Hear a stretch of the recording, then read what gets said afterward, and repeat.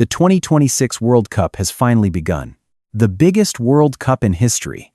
FIFA calls it an unprecedented global football festival. But as millions of fans turn their attention to North America, another question is also emerging.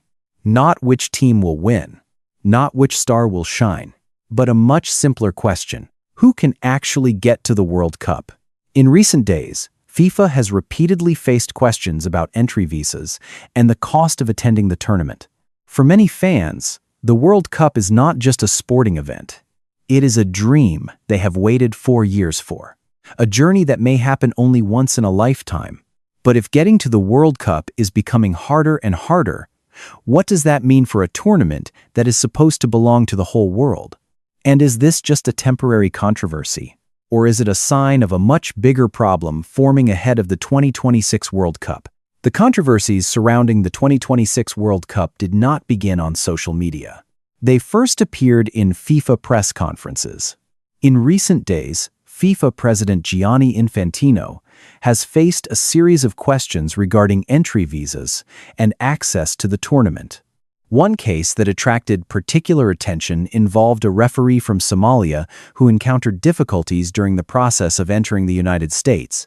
FIFA emphasized that it does not control the visa policies of individual countries. That responsibility belongs to governments.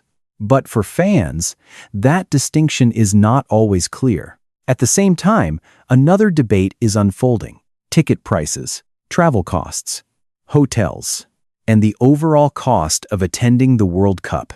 When all of these factors come together, many people begin asking a larger question.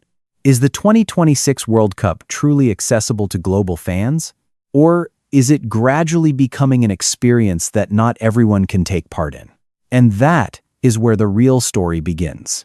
If we look more closely, visas may be only one part of the story. The bigger factor may be cost. The World Cup has always been a dream for football fans. But the 2026 World Cup could be the most expensive World Cup many people have ever tried to attend.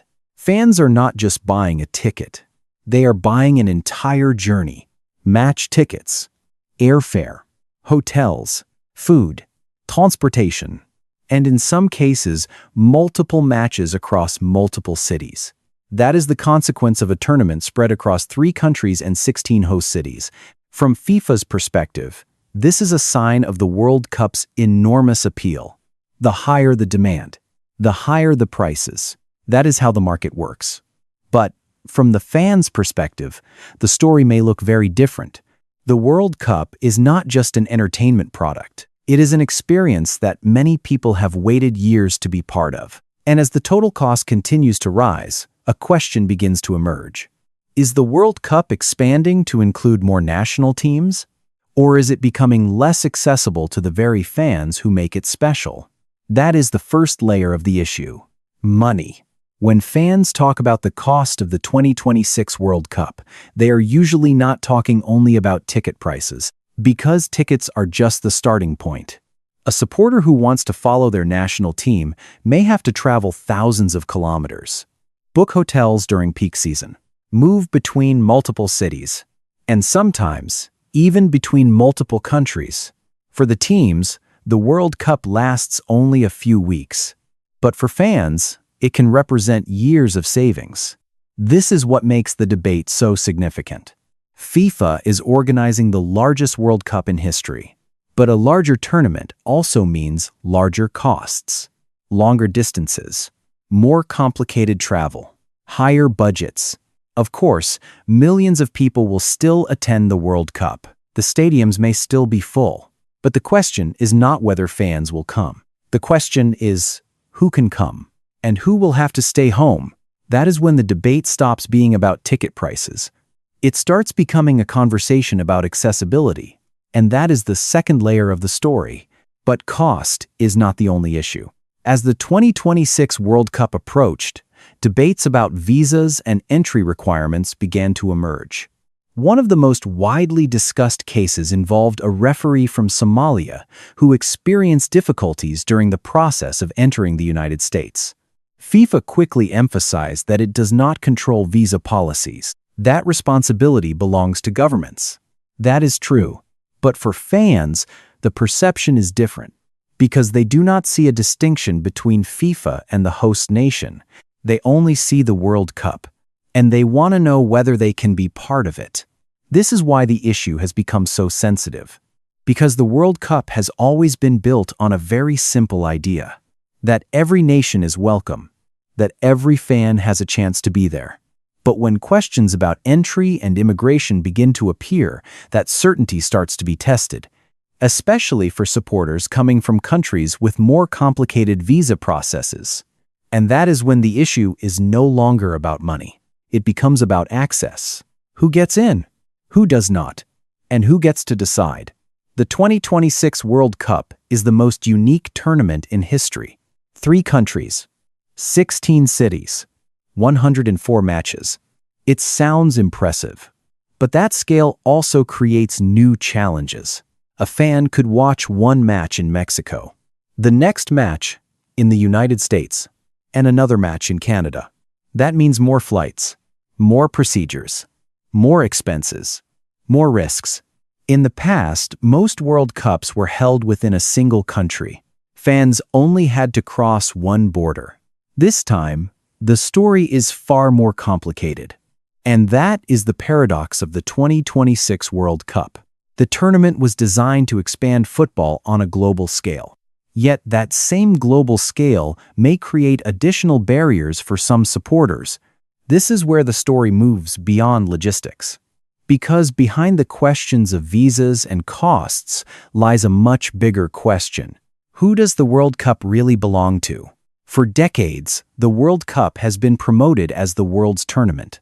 A place where every nation, every culture, and every fan can come together through a shared passion for football. But the current controversies are raising a more difficult question. If more and more people are finding it difficult to attend the tournament, is the World Cup still as accessible as it once was? This is not a question about regulations, and it is not a question about business. It is a question about values. FIFA has a responsibility to deliver a financially successful tournament. That is completely understandable. But the World Cup is also a global cultural symbol. And many supporters believe success should not be measured only by revenue. It should also be measured by its ability to bring people together. That is why this debate continues to grow. Because behind the discussions about ticket prices and visas lies a simple question. Is the World Cup being built for the fans? Or for the market? Of course, this is not a problem unique to FIFA. Modern sports as a whole are changing. Competitions are becoming increasingly dependent on sponsorships, broadcast rights, commercial revenu, and the World Cup is no exception. In some ways, this growth has helped football become bigger than ever. More money, more viewers, more opportunities. But it has also created a different kind of pressure. How do you continue to grow without losing the people who made the sport what it is? Because the power of the World Cup has never been found only in the numbers. It comes from the fans who are willing to travel halfway around the world to support their national team. If the distance between the tournament and its supporters continues to grow, that will be a problem that no revenue report can fully solve. And this is not the first time the World Cup has faced questions like these. To be fair, it is important to remember that this is not the first time the World Cup has faced controversy. South Africa 2010 faced concerns about security.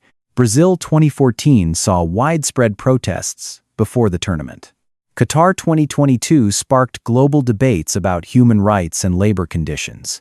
Every World Cup has had its own challenges, and each time, many people questioned whether the tournament would be affected. Yet football still became the center of attention. The matches still took place. Historic moments were still created. That is why many believe the 2026 World Cup will also overcome the controversies surrounding it today. Because the appeal of the World Cup remains incredibly difficult to replace. However, this time, there is one important difference. The current debates are not focused solely on FIFA. They are directly affecting the fan experience. And that is what has captured the attention of so many people. In the past, Most debates surrounding the World Cup focused on issues at the national or organizational level. But the 2026 World Cup is different. This time, fans can feel the impact directly. A person who wants to attend the World Cup has to ask themselves many questions. Can I afford it? Will I be granted a visa? Can I bring my family with me? Can I travel between the host cities? These are no longer issues discussed only in reports. They are very real decisions. Very personal decisions. And that is why the current debate creates a stronger sense of connection. Because most fans can imagine themselves in that situation. They are not debating FIFA. They are thinking about their own journey. And that may be the biggest difference surrounding the 2026 World Cup. However, it would be a mistake to view the 2026 World Cup only through the lens of controversy. Because this tournament still has enormous potential, Mexico brings one of the most vibrant football cultures in the world. Canada brings stability and organizational experience. Meanwhile, the United States offers a scale of infrastructure that very few countries can match. Millions of fans are still eagerly awaiting the tournament. The stadiums may still be packed, historic moments will still be created, new stories will still be written. That is also why the current debate has become so significant. Because nobody wants the World Cup to fail, not even FIFA's strongest critics. The question they are raising is not about football itself. It is about how football is managed. And perhaps that is the most important question to reflect on as the 2026 World Cup moves toward its most important matches. The 2026 World Cup may be a success. The stadiums may be full. Revenue may reach record levels. And the moments on the pitch may still capture the attention of the entire world. But years from now, people may not remember the revenue figures. They will remember how the tournament made them feel. Because the World Cup is not just a sporting event. It is the dream of billions of fans. And that is why the debates surrounding ticket prices, visas, and accessibility matter so much. So when the final whistle blows next July, what will the 2026 World Cup be remembered for? The biggest World Cup in history? Or a World Cup that left people asking who could truly be a part of it? What do you think? Share your thoughts in the comments below. And if you would like to follow more neutral and in-depth analysis of the 2026 World Cup, do not forget to subscribe to the channel.